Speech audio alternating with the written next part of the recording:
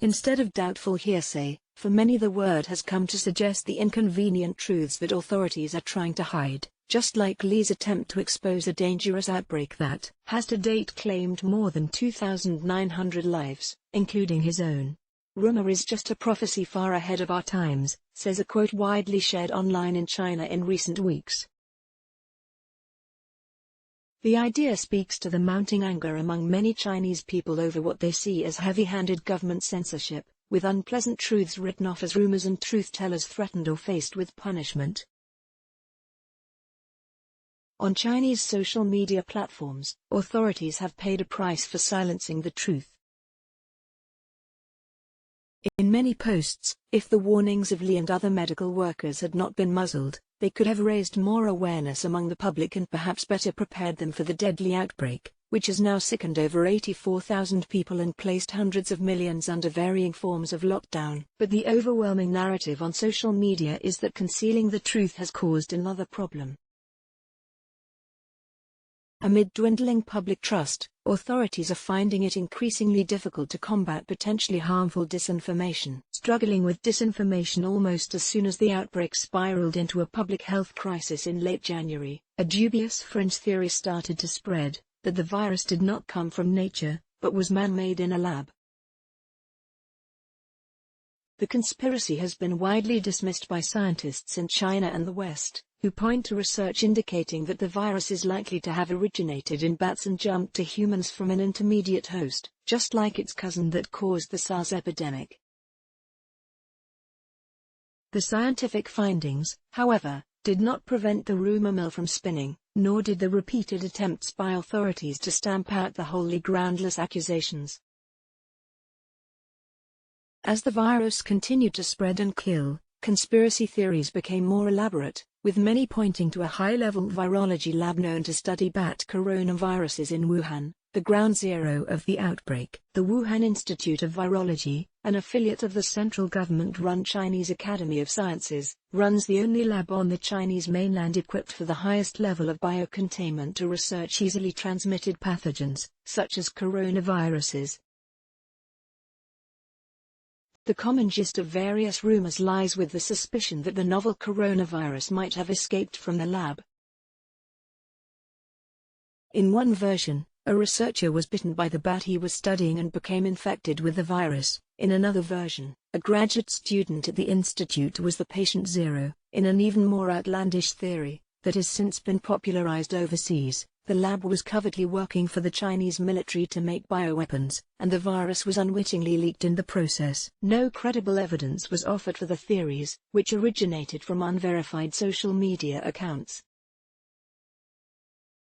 The rumors were so rife in China that a lead virologist on bat-related viruses at the lab took to social media on February 2 to declare that she guaranteed with her own life that the facility had nothing to do with the outbreak, but that too failed to quell the rumors. The institute followed up by issuing a statement 2 weeks later to denounce the accusations, but still suspicions persisted. 4 days later, the facility issued yet another all-encompassing statement that listed and rebutted all the rumors that had swirled around the lab in one sweep. The rumors, which continue to proliferate, have since drawn the rebuke of scientists around the world. We stand together to strongly condemn conspiracy theories suggesting that COVID-19 does not have a natural origin, wrote 27 prominent public health scientists in a joint statement published in the medical journal The Lancet on February 19. Citing studies of the virus' genetic makeup, they said scientific findings overwhelmingly conclude that this coronavirus originated in wildlife, as have so many other emerging pathogens.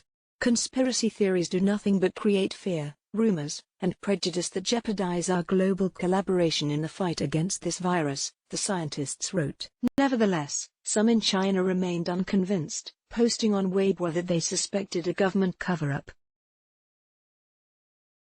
Separately, another unfounded theory taking aim at the US has gained traction among groups of Chinese nationalists. Last month, a man in Inner Mongolia was detained for 10 days and fined 500 yuan, $71, for spreading the rumor that the coronavirus is a genetic weapon made by the US government.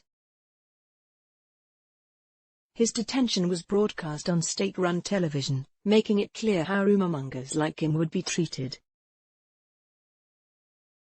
But many remain undeterred, seeing his arrest as further proof of an alleged cover-up, while continuing to share and discuss the rumor online. Another new, unfounded variation claims the coronavirus is not a man-made bioweapon, but did originate in the US, and many Americans thought to have died of the flu this season were actually killed by COVID-19. What is the truth? While die-hard conspiracy theorists can be found in every country, it's clear from social media that the plunge in public trust in the Chinese government following its alleged mishandling and censorship of the outbreak has made it much harder for authorities there to dispel rumors. What is the truth? Wondered a user on Weibo on February 17, commenting on the Wuhan lab's attempt to end the rumors. The collapse of credibility of the government and the media is not only a woe for them, but also for us citizens. The erosion of trust is centered around cases such as Li, the Wuhan doctor, where so-called rumors were later deemed to be inconvenient truths authorities wanted to suppress. Li was summoned by the Wuhan police on January 3 and reprimanded for spreading rumors over a message he sent to his medical school alumni warning of the emergence of a SARS-like coronavirus. He later contracted the virus from a patient and died last month. And Li was not alone. On January 1, Wuhan police announced they had taken legal measures against 8 people for spreading rumors about the coronavirus. Chinese media later reported that some of them were also healthcare workers trying to sound the alarm, and several of them have come forward in the Chinese press to recount how they got into trouble for trying to warn colleagues and friends about the outbreak.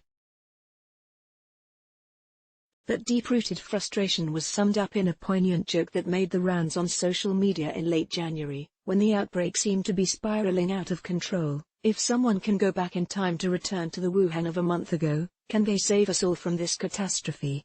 Nope, the answer goes.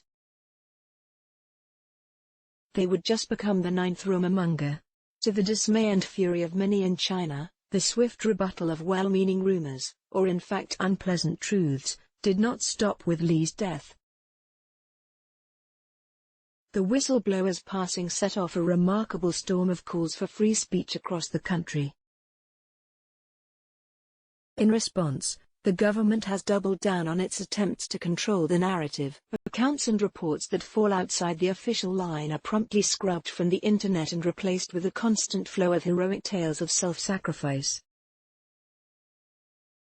Independent voices describing the grim reality on the ground, meanwhile, have been silenced. Chen Qiushe, a citizen journalist who documented the agony and heartbreak of residents in Wuhan, was forcefully quarantined by authorities last month, according to his friends. Meanwhile, some propaganda attempts have backfired. In northwestern Gansu province, a state-run newspaper recently published a video of female medical workers having their heads shaved before setting off to join the front lines in Hubei, with some crying in front of the camera. The video, meant to show their admirable devotion, drew backlash online, with many questioning its necessity and whether the medics were pressured into shaving. Over the past few weeks, Chinese social media has been alight with outrage at the propaganda and censorship, with the censors themselves having to work overtime to stay on top of it. To be honest, it would be better if they don't dispel rumors. When I see a rumor refuted, I would basically assume it is the truth, said one popular Weibo comment, that itself was later censored. Let's block ads. Why?